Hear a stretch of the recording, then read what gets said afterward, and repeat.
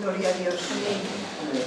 Marcos 13, Amén. 14 al 23. Amén. ¿Tenemos? Amén. Dice la palabra del Señor así. Pero cuando veáis la abominación desoladora de que habló el profeta Daniel, puesta donde no debe estar el que le entienda, entonces los que están en Judea huyan a los montes, el que está en la azotea no descienda a la casa, ni entre para tomar algo de su casa, y el que esté en el campo no vuelva atrás a tomar su capa. Mas ay de las que estén en finca y de las que críen en aquellos días. Orad pues para que vuestra huida no sea en invierno, porque aquellos días serán de tribulación cual nunca ha habido desde el principio de la creación que Dios creó hasta este tiempo, ni la habrá. Y si el Señor no hubiese acortado aquellos días, nadie sería salvo. Mas por causa de los escogidos que Él escogió, acortó aquellos días. Entonces, si alguno os dijere, mirad, aquí está el Cristo, o mirad, allí, no lo creáis, porque se levantarán falsos cristos y falsos profetas, y harán señales y prodigios, para engañar, si fuese posible, aún a los escogidos. Mas vosotros mirad, os lo he dicho todo antes. Amén a su palabra. Amén. Mis hermanos, permítanme tomarme unos necesarios minutos para hacer un breve recordatorio de lo que hablemos en los últimos sermones, ya que hace bastante tiempo desde la última vez que predicamos y tomemos nuestros cultos de lectura en cuanto al Evangelio de Marcos. Créanme, mis hermanos, que me gustaría ser constante en aquello que nos proponemos y no dejar lugar a estos tiempos que hacen que nos desconectemos de alguna manera de la enseñanza y nos cueste retomar el hilo. Pero debido a las limitaciones, las cuales creo que todos somos conscientes de ellas, en ocasiones debemos atender otras necesidades de la Iglesia, predicar otras cosas que surgen, y no tenemos otra opción que parar los proyectos que tenemos para atender ciertos casos puntuales, predicar ciertas cosas necesarias, y cuando éstas terminan, gracias al Señor, tener la voluntad de volver a retomar todo desde donde lo dejamos, la Iglesia y yo, todos juntos, volver a seguir en esa hermosa rutina que el Señor nos permite tener como congregación. Pero yo creo que todos comprendemos la situación, la cual tenemos, y así es como tenemos que actuar. Es lo que tenemos y no hay más, y tenemos que atender todo lo que el Señor pone delante nuestra con solicitud y disponibilidad de nuestros corazones. Pero no obstante, es necesario hoy hacer pues un breve resumen de lo que ya tratemos, porque si no es imposible abordar este tema de la manera que lo estábamos abordando en un compendio de todo el capítulo 13. ¿Cuántos se acuerdan del bosquejo general que hicimos de nuestro capítulo 13? No hace falta que me contesten, pero ¿se acuerdan del bosquejo general que hicimos? O sea, la partición de los puntos, no de los sermones, porque no sabríamos cuántos sermones íbamos a predicar del capítulo 13, ¿se acuerdan? Yo se los recuerdo. Estuvimos hablando de que en Marcos capítulo 13, versículo 1 y 2, le pusimos como título a no quedará piedra sobre piedra. Después del versículo 13, del 3 al 13, los dolores de parto. Del 14 al 23, que es lo que que atenderemos hoy, la abominación desoladora. Del 24 al 27, la venida del Hijo del Hombre. Y del 28 al 37, acerca de los tiempos. ¿Recuerdan? Amén. ¿No? En nuestro primer sermón, titulado No quedará piedra sobre piedra, estuvimos hablando de aquello que propició tanto las preguntas de los apóstoles como el discurso extenso de Jesús en los primeros 2 versos del capítulo 13.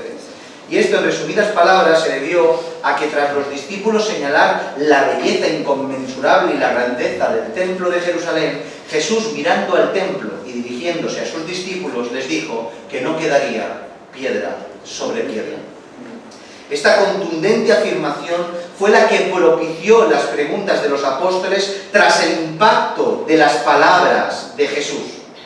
Y estas preguntas, en el recopilatorio de los 3 sinópticos que resumen el relato, son las siguientes: ¿cuándo serán estas cosas? ¿Qué señal habrá cuando todas estas cosas hayan de cumplirse? ¿Qué señal habrá de tu venida y del fin del siglo? Esto es lo que suscitó las preguntas de Jesús. Y uno de los puntos que resaltemos aplicativos en ese día fue que qué maravilloso es que las preguntas de alguien, o sea, que las afirmaciones y conversaciones y sermones de alguien susciten en el pueblo preguntas necesarias para el desarrollo de su camino. Amén. Es vital que sepas dónde pones el oído. Amén. porque donde pongas el oído, si es favorable, suscitará en ti preguntas adecuadas para glorificar a Dios y vivir más en santidad. Amén. Y nuestro discurso tiene que suscitar esas preguntas en la gente. No puede que nuestro discurso con el Evangelio en nuestro corazón y en nuestra boca mantenga indiferente al que nos escucha. Si ocurre esto es porque o bien el Espíritu no nos acompaña o bien porque nuestro discurso es inapropiado. Se salta verdades que contemplan la Escritura, que comprometen al oyente con la verdad del Evangelio, que le obliga a arrepentirse y apartarse de la situación donde está para caminar en los caminos del Señor. Amén. Pero en fin, estas preguntas que suscitaron a los discípulos hacerlas a Jesús, vemos como Jesús en consecuencia y entendemos mejor la respuesta extensa de Jesús acerca de los tiempos que estaban viviendo y los tiempos futuros que estaban por venir. En cuanto a nuestro segundo sermón titulado Dolores de parto, estuvimos compartiendo sobre el tema por 2 sermones consecutivos, si no me equivoco, y en ellos, en muy resumidas cuentas, presentamos lo siguiente. Vimos a Jesús, vimos como Jesús habla abiertamente de aquellas tantas dificultades que como creyentes tendrían que afrontar a lo largo del trayecto de sus vidas, padecimientos en cuanto a guerras, padecimientos en cuanto a catástrofes, padecimientos en cuanto a la persecución causada por causa del Evangelio, valga la redundancia. Estuvimos observando acerca de todo esto también un detalle muy importante, a ver si se acuerdan, en cuanto a la comprensión de la profecía, que es crucial para comprender el fondo y el propósito del capítulo 13 de Marcos. Y esto es, ya demostramos, que las palabras de Jesús apuntaban tanto a un tiempo presente como vaticinaban los acontecimientos futuros. La misma palabra, el mismo sermón apuntaba a tiempos presentes y a tiempos futuros. Porque como demostramos, la profecía puede tener doble cumplimiento en un diferente contexto y en un diferente tiempo. Amén. Una misma profecía, un mismo contenido profético cumplido, que tiene cumplimiento en diferentes tiempos y en diferentes contextos. Pues con esa verdad teológica y bíblica en la cabeza, pudimos tener la comprensión, o podemos darle comprensión al propósito que tuvo nuestro Señor Jesús al comienzo de su explicación, al decir a los discípulos que nadie os engañe. Y esto por la sencilla razón de que muchos, aprovechando las diferentes dificultades que a los discípulos se les presentaría, intentarían inducirlos al error con falsas profecías, incluso con falsos cristos para desviarlos de la verdad. Dicho de otra manera, aprovecharían los tiempos de aflicción para engañar al pueblo del Señor, apartándolos del camino, confundiéndoles, haciéndole creer, entre otras cosas, que ya era el fin, que ya estaban en los tiempos de tribulación. Y esto es lo que el Señor Jesús alude a que nadie os engañe. Pues nuestro Señor Jesús deja claro que todo esto que vendría está dentro del marco de lo que Él denominó como principio de dolores, dejando bien claro que aún no era el fin. Amén. Principio de dolores, pero aún no es el fin. Por tanto, en resumidas cuentas, aprendimos, entre otras cosas, que estos pasajes de las Escrituras nos enseñan a tener los ojos bien abiertos. Tanto para ver los tiempos que estamos viviendo, como los tiempos que están por venir, y sobre todo saber caminar en ellos sin desviarnos de la verdad que el Señor nos presenta en las Escrituras, a cómo tenemos que hacer en cada periodo de tiempo y mayordomía que el Señor pone delante de nosotros. Amén. ¿Han recordado un poquito? Amén.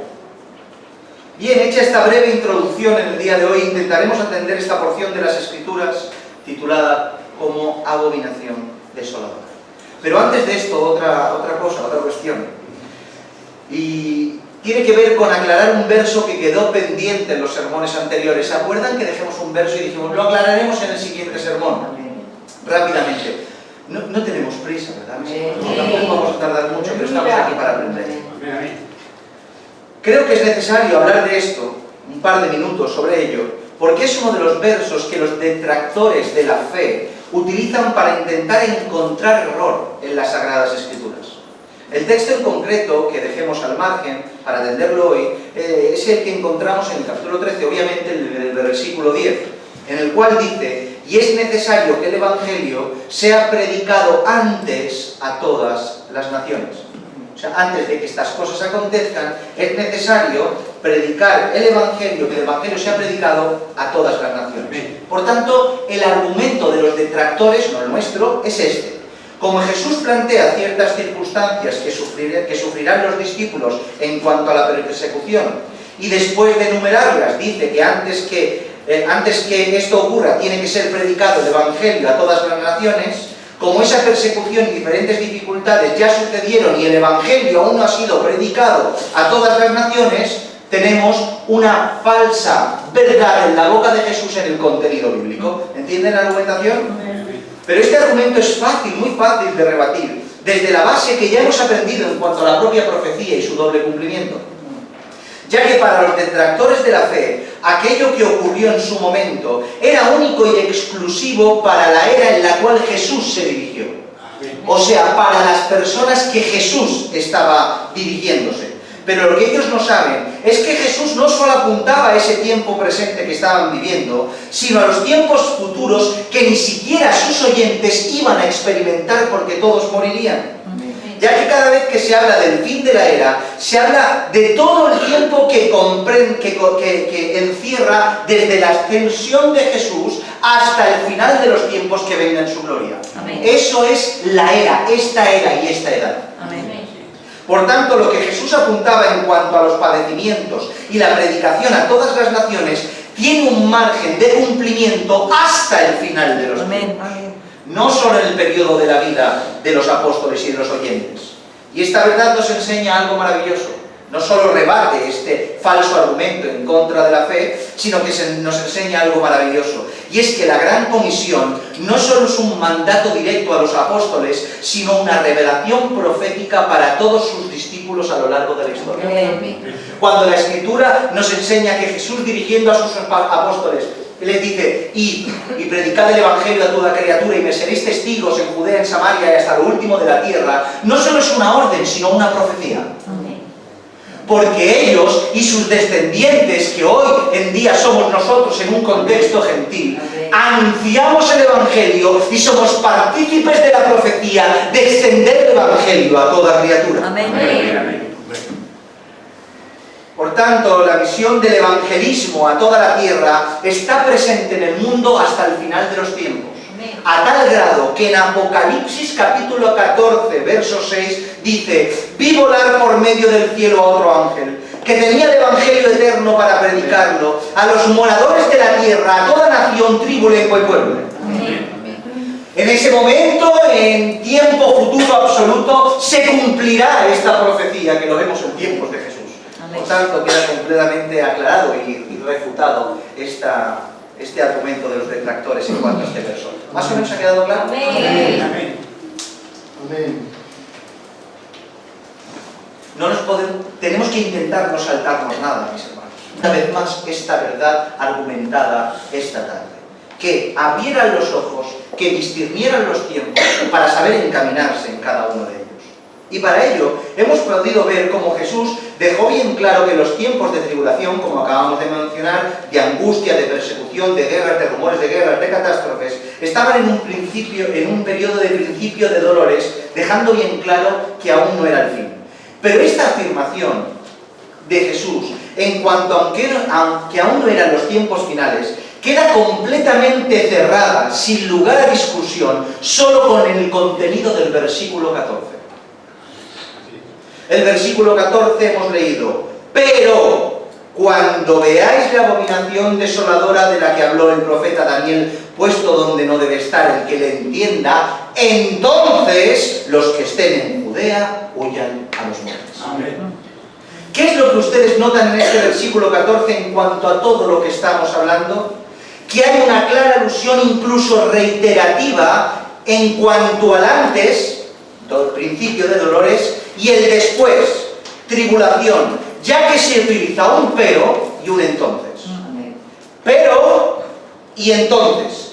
Este pero precede a todo lo dicho en los versículos anteriores en cuanto a las diferentes tribulaciones que como iglesia padecerían. Lo que nos deja sin lugar a dudas que lo mencionado anteriormente no tenía que ver con los tiempos finales, ni apuntaba a ningún cambio de conducta.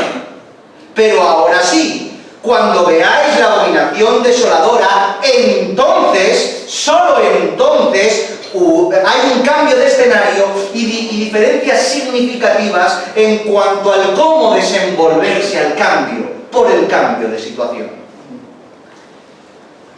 Estos cambios no los encontramos antes. Los cambios no vienen por las guerras, ni los rumores de guerras, ni las catástrofes naturales, ni las persecuciones extremas. La Iglesia no tiene que hacer un cambio significativo más que el cambio de la vida del regenerado y el camino del Evangelio, en ese sentido.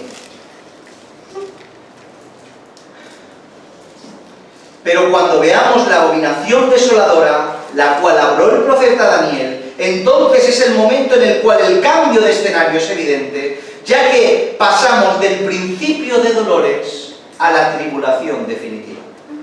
Y la conducta en cuanto al desarrollo de vida tiene que ser ajustada a las diferentes catástrofes extremas, persecuciones extremas y aparición de la propia abominación. ¿Entienden el antes y el después? Amén. Y como el versículo 14 lo deja bien claro, todo esto son principios de dolores. Pero cuando veáis esto, entonces el escenario cambia. Amén. Entramos en el proceso. Con esto, mis hermanos, no quiero decir que haya un momento específico, puntual, en el cual la tribulación definitiva comienza. No podemos asegurar el día y la hora, el momento exacto. Pero entendamos en perspectiva lo que estamos hablando. ¿Me siguen? Pero ¿qué es esto que nos dice en esta porción de las Escrituras en cuanto a la abominación desoladora? Mucho podríamos hablar acerca de esto, pero hagamos solo algunas observaciones necesarias. Podemos ver cómo el mismo texto apunta el lugar donde tenemos que mirar para averiguar a lo que se está refiriendo.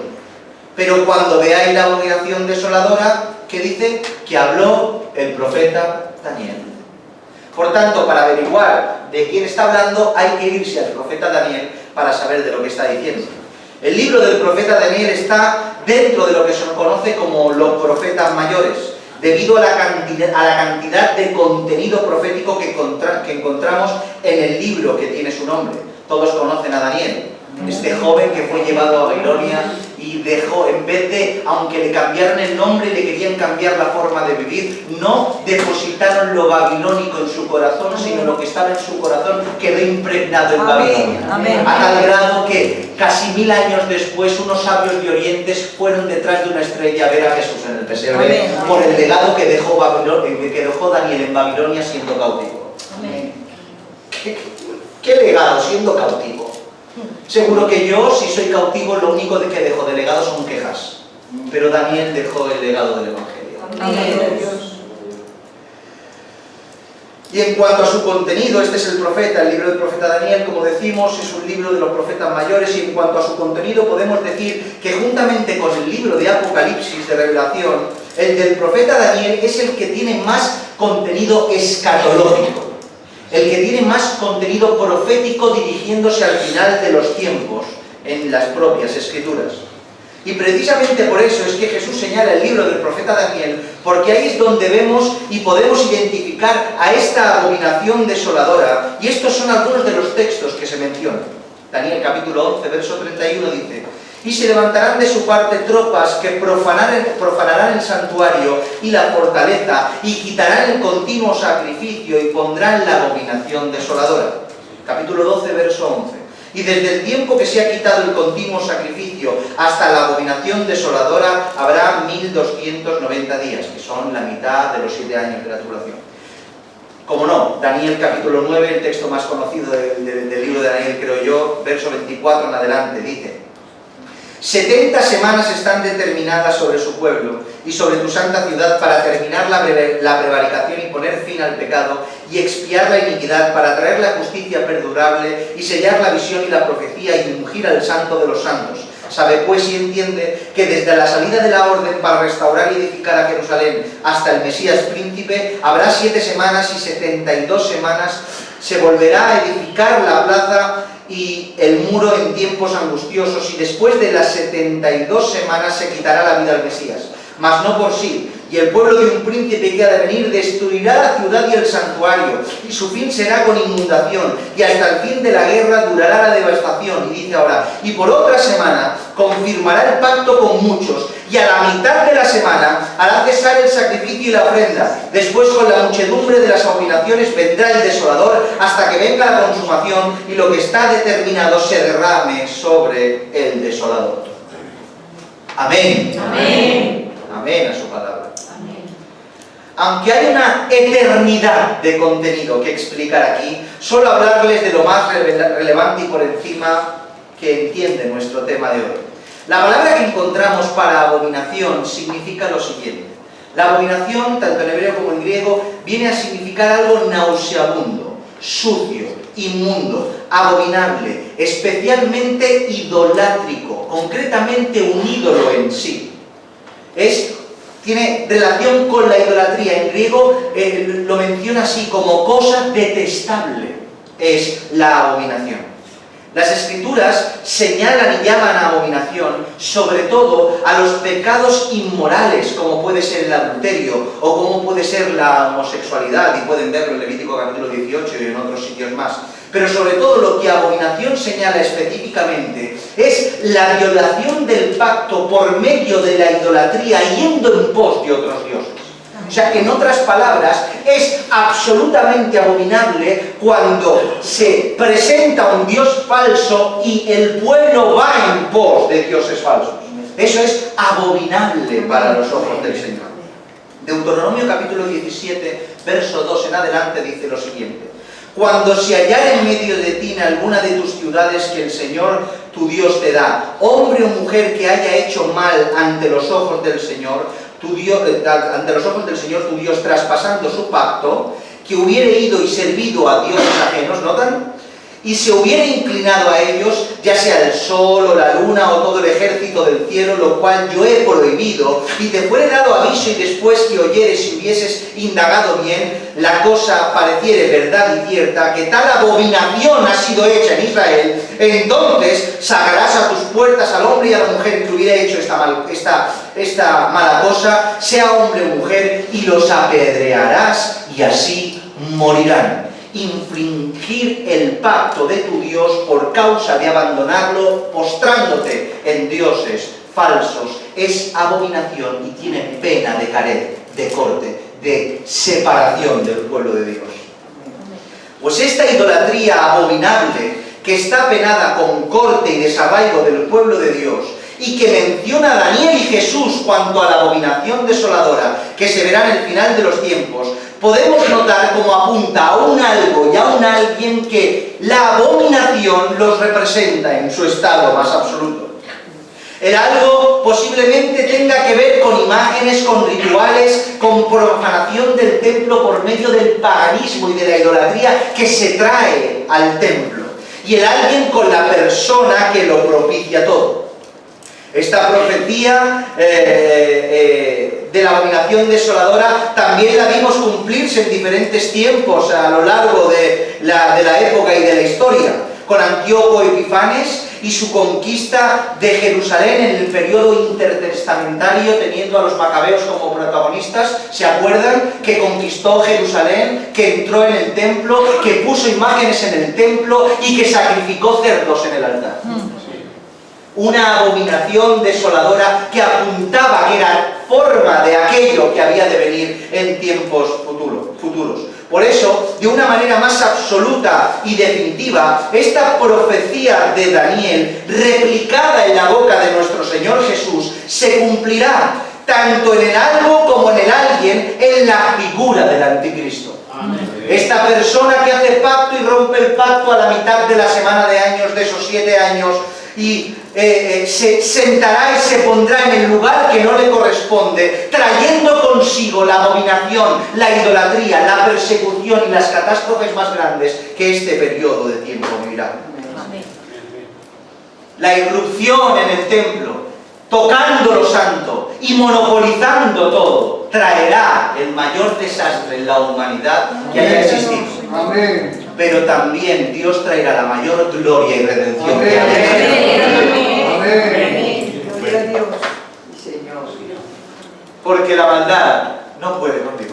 Amén.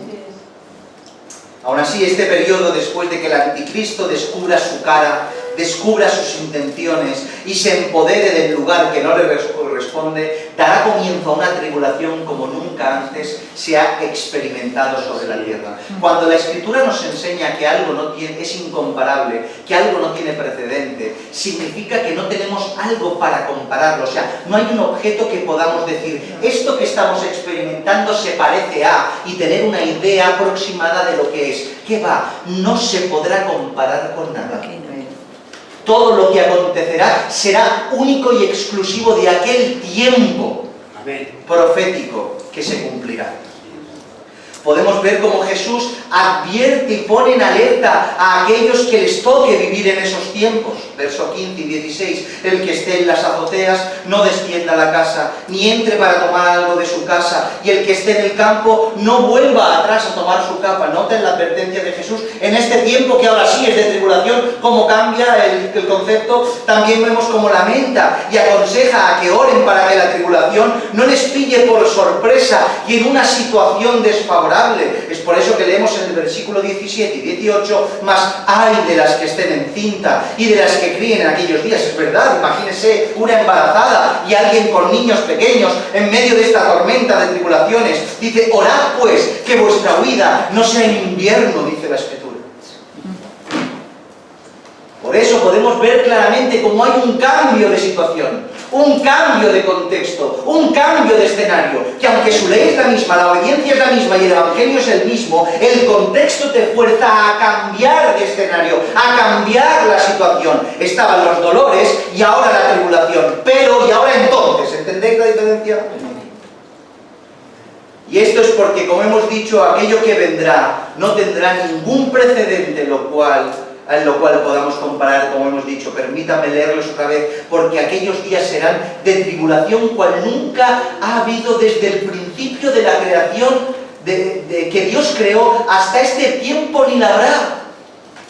Y si el Señor no hubiese acortado aquellos días, nadie sería salvo. Mas por causa de los escogidos acortó aquellos días. Entonces, si algunos dijeren, mirad que aquí está el Cristo, mirad, allí no lo creáis, porque se levantarán falsos cristos, falsos profetas y señales y prodigios, y harán señales y prodigios para engañar, si fuese posible, aún a los escogidos.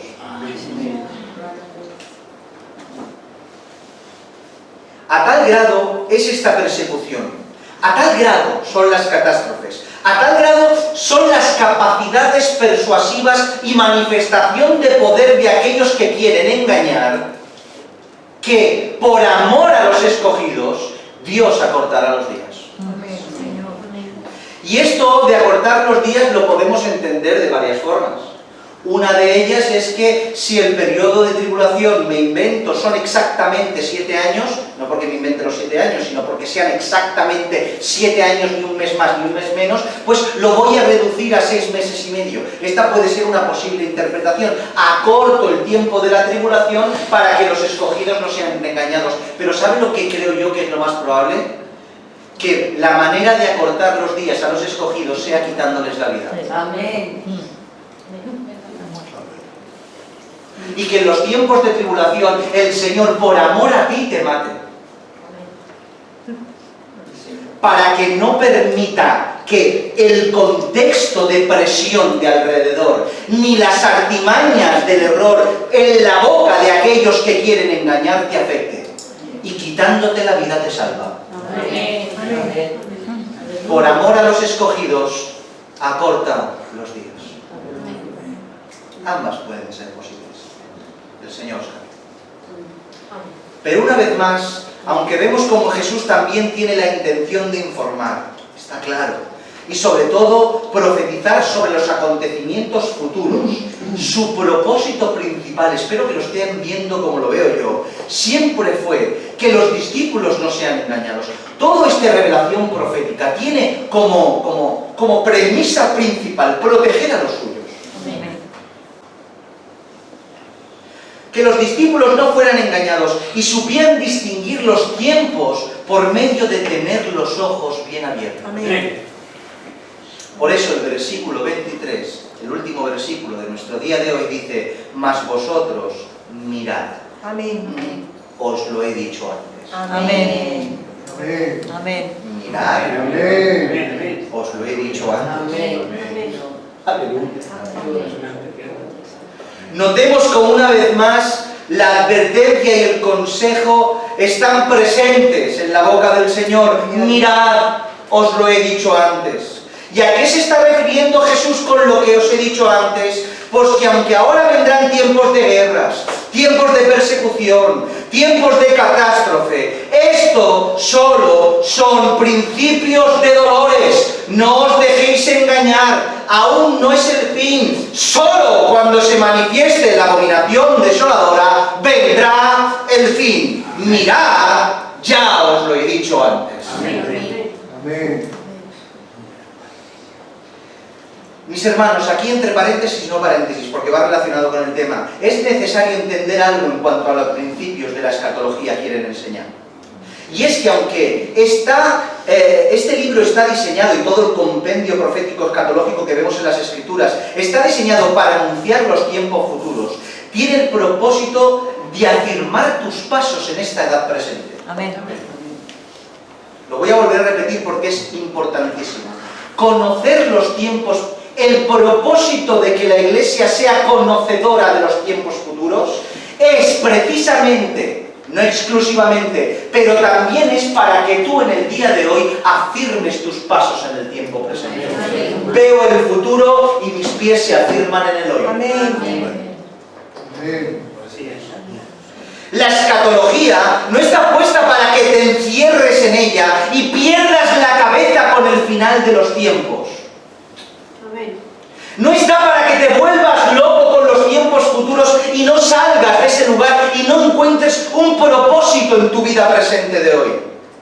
Aunque tenemos que estar pendientes de los tiempos, la escatología no está puesta para que dediques tu vida y todos tus esfuerzos en encontrar en cualquier lugar rasgos proféticos para afirmar que todo se está cumpliendo. Nuestro deber no es ir detrás de las noticias, nuestro deber es ir detrás de Dios y su Escritura. Amén.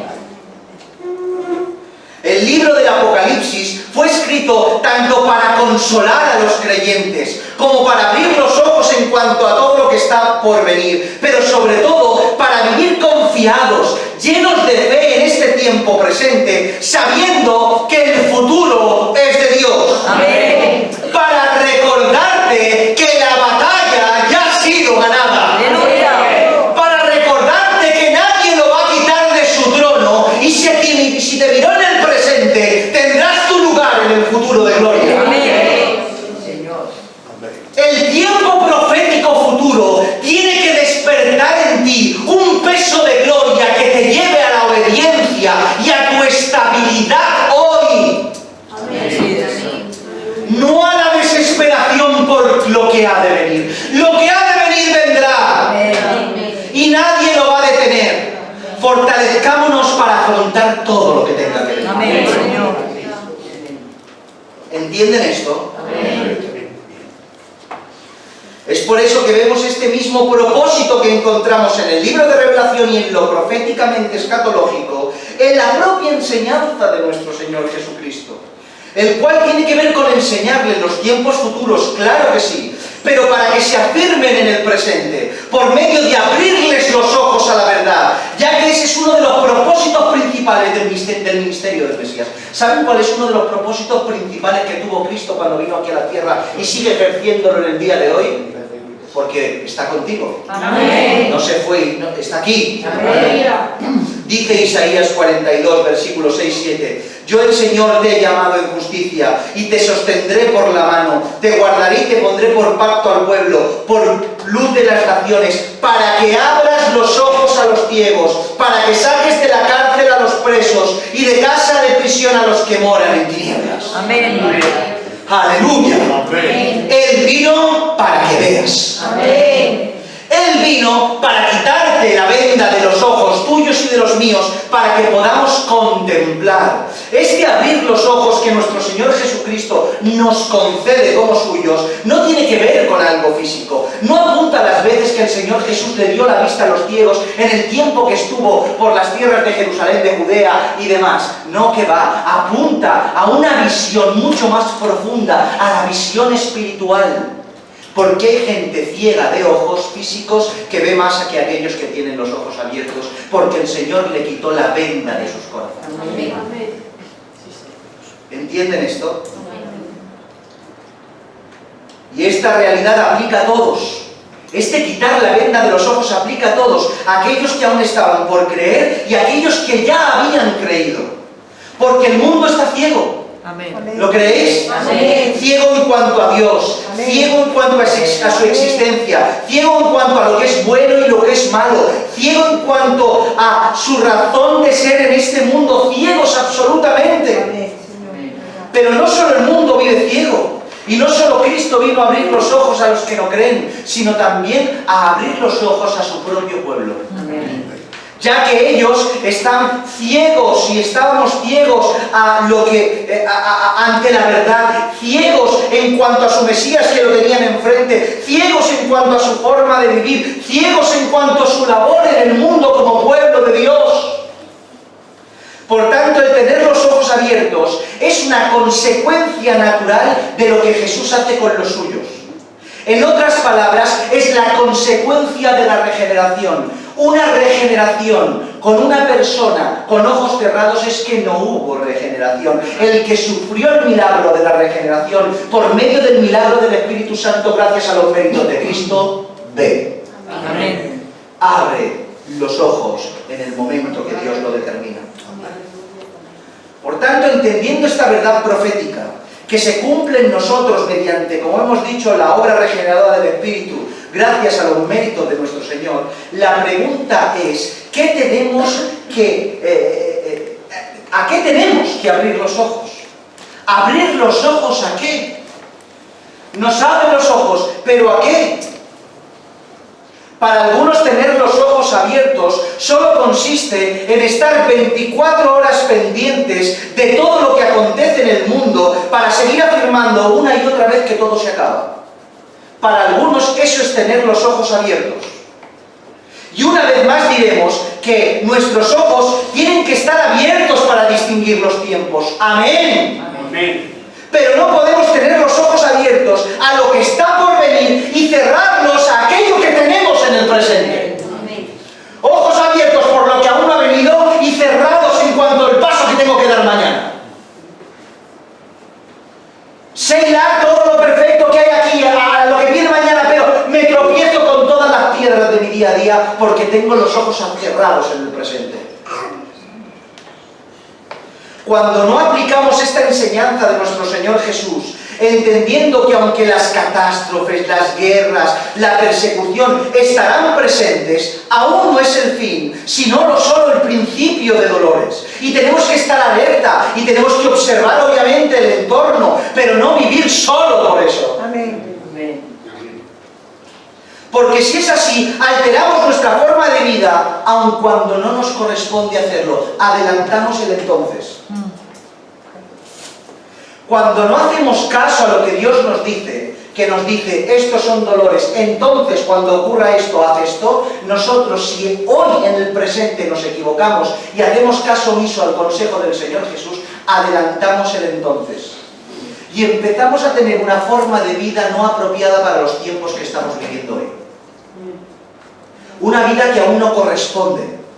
Aún no es tiempo de no bajar a casa si es que estás en la azotea. Aún no es tiempo de no entrar en ella para tomar algo. Aún no es tiempo de prescindir de tu capa si es que estás en el monte, en el campo y no puedes regresar. No es ese tiempo aún. En palabras actuales, aún no es el tiempo de tener que tomar decisiones extremas en cuanto a tu trabajo, en cuanto a tus obligaciones para con la sociedad, en cuanto a la educación de tus hijos, en cuanto al lugar donde vives. Aún no es ese tiempo. Aún no es tiempo de dejar las iglesias y escondernos en las montañas, de observar qué es lo que ocurre en el mundo, comparándolo con la profecía, a ver cuándo es que viene el Señor. Aún no estamos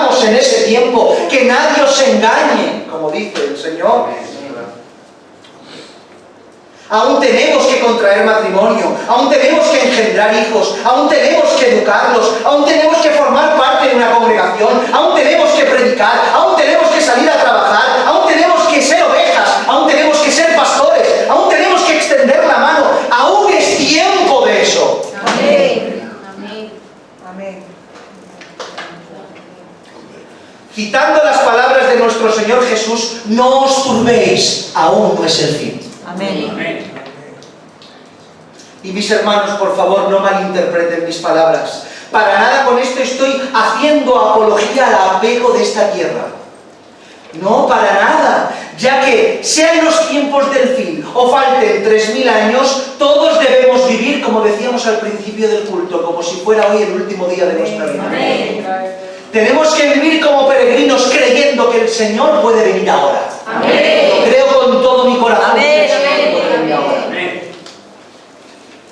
Tampoco por enésima vez estoy diciendo que cerremos nuestros ojos a los diferentes acontecimientos que van ocurriendo, lo cual apunta a que todo termina. Mis hermanos, estamos viviendo en un tiempo muy complicado. Amén.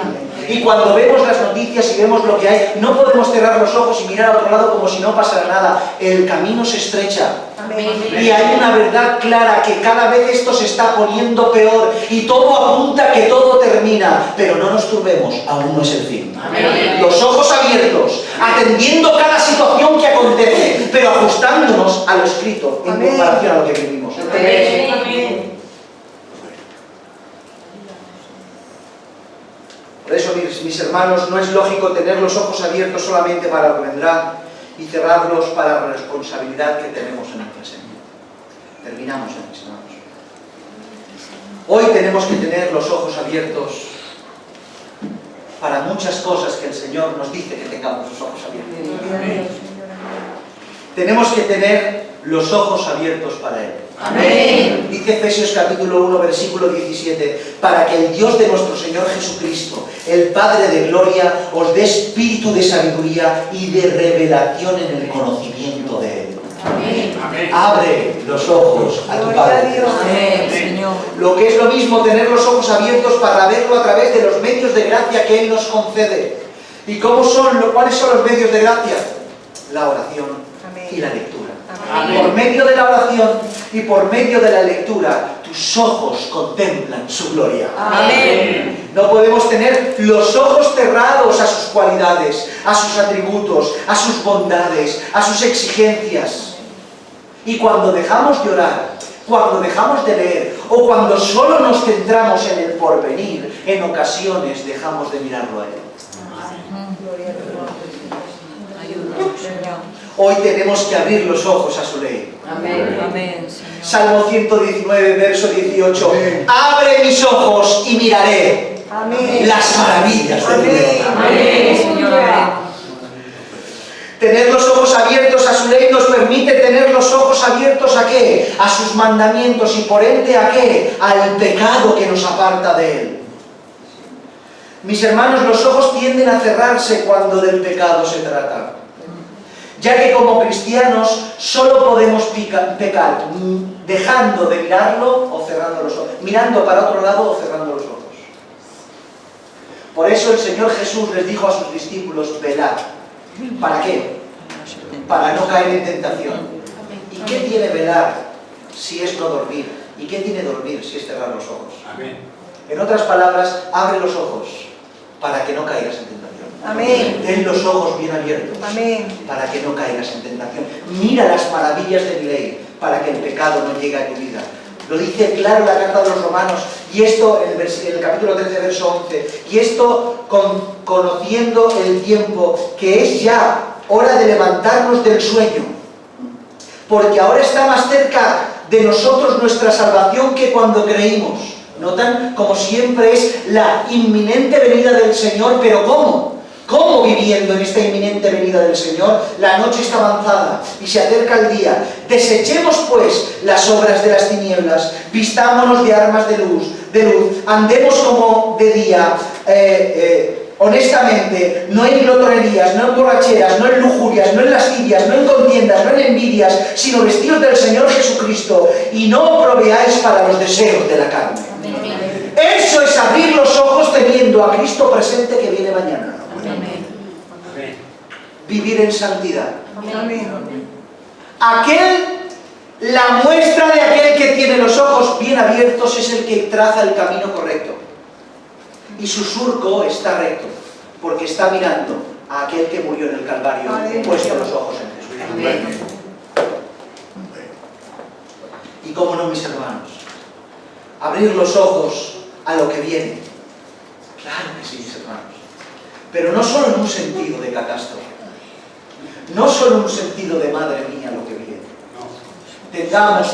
No sabemos lo que vamos a hacer, sino en un sentido de victoria, de gozo y de alegría, porque todo ya terminó. Amén, Señor. En Efesios capítulo 1, verso 18 dice: alumbrando los ojos de vuestro entendimiento, para que sepáis cuál es la esperanza a que Él os ha llamado, y cuál las riquezas de su gloria, de su herencia a los santos. Amén. Abrir los ojos del entendimiento, ¿para qué? Para ver el final. ¿Y qué señala como lo final? La herencia de los santos.